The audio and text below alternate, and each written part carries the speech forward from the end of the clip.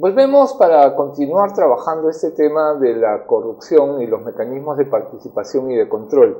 Y quisiera plantearte, Javier, que pudiéramos distinguir entre tipos de control. Yo diría que hay un tipo de control previo, hay un tipo de control concurrente y hay un control ex post, que debería apuntar muy nítidamente a la sanción de la corrupción, pero probablemente el control previo y el control concurrente son los más importantes, o me equivoco, por lo menos es mi punto de vista. No, a mí me parece que ese es central y es eso y además algo más que yo creo que en el Perú el sistema de control, incluso el administrativo o el que hace la Contraloría General de la República, ha sido siempre muy limitado, porque siempre se ha ido a ver si gastó o no gastó, ¿no? ¿Cuántos soles gastaste o no gastaste?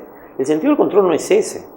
Ese es parte del control, sí, que tiene que hacerse, y es importante, sobre todo con este gran boom que hemos tenido de recursos, en fin, por el canon y la recaudación.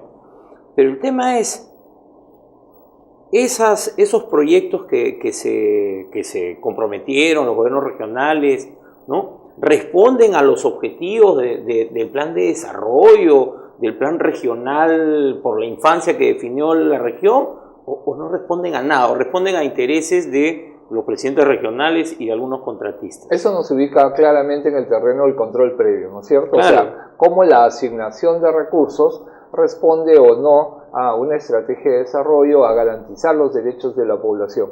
Y me parece que es efectivamente fundamental. Claro, y esa idea no está en la cabeza de mucha gente en el Perú, ¿no? O sea, es como que solo se piensa en lo que viene después. Entonces, claro, una vez que ya se construyó la carretera y se construyó mal, o se hizo el sistema de agua potable y se hizo mal, o se perdió la plata, entonces ahí todos saltamos, pero ahí ya estamos en la fase final, es cuando se aparece un problema de corrupción o por lo menos de responsabilidad, de mala ejecución. Claro, y después tienes todo el proceso durante la ejecución del ciclo de vida de un determinado proyecto, donde, por ejemplo, en algunos casos, en el presupuesto participativo, sobre todo a nivel distrital, porque yo creo que hay que destacar que a nivel distrital en zonas rurales han funcionado comités de vigilancia de proyectos específicos muy bien, o sea, y ahí ha participado la gente, y la gente, claro, está atenta porque dice, acá se están robando el material, y automáticamente salta, pero en las grandes obras eso no lo puede hacer la gente. Yo creo que ya es parte de una estructura burocrática que tiene que existir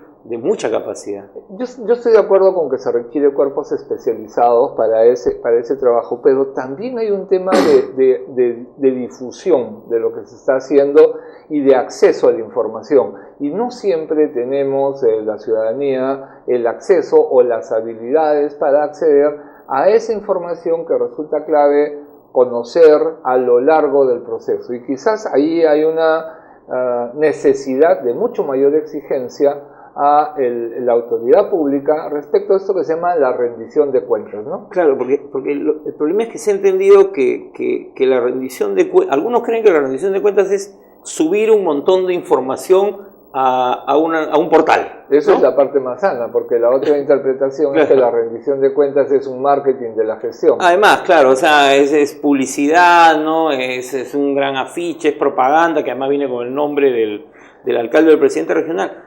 Pero incluso este tema que te digo... Entonces, cuando hablamos de rendición de cuentas, ¿qué debería o cuál debería ser un estándar de calidad para decir que esto sí es rendición de cuentas?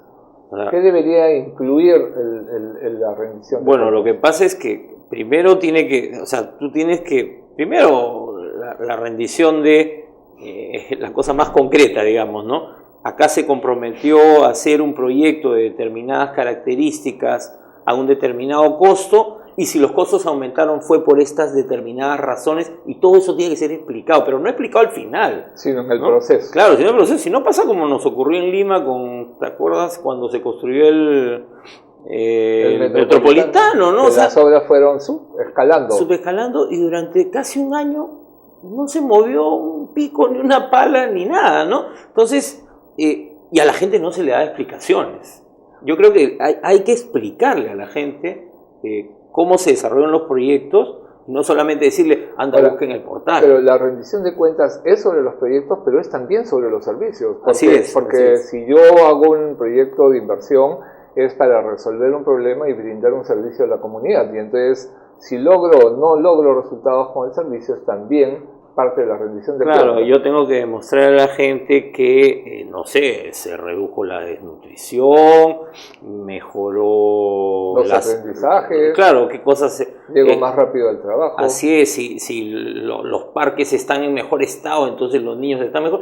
Y la gente ve las cosas, Pero ¿no? entonces, vuelvo a un punto que ya había tocado antes. ¿Cómo podemos vincular estos elementos? Quizás la coyuntura electoral es un momento en el cual, por un lado, los diversos candidatos y partidos deberían presentarnos qué es lo que quieren lograr y cuáles son los indicadores de éxito de su gestión. Y en alguna medida, la ciudadanía con los partidos deberíamos construir algo así como un acuerdo, lo que nosotros llamamos en la mesa un acuerdo de gobernabilidad, ¿no?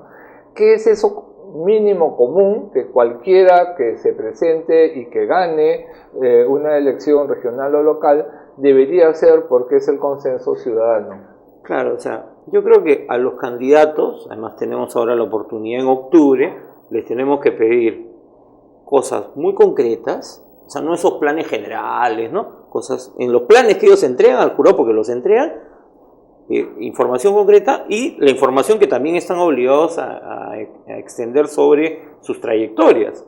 Pero ahí estamos obligados los ciudadanos y la prensa a rápidamente revisar qué cosa hay. Has introducido un tema que quizás podemos retomar en la próxima sesión, que es este tema de la información del candidato o de la candidata sobre ella, sobre él. Y quizás eso es parte de lo que podríamos conversar. ¿Qué debería mostrar un candidato o una candidata y qué deberíamos exigir las ciudadanas y ciudadanos? Por ahora, muchas gracias por acompañarnos en Las Cosas Como Son. Estuvimos con ustedes, Federico Arnillas y Javier Torres.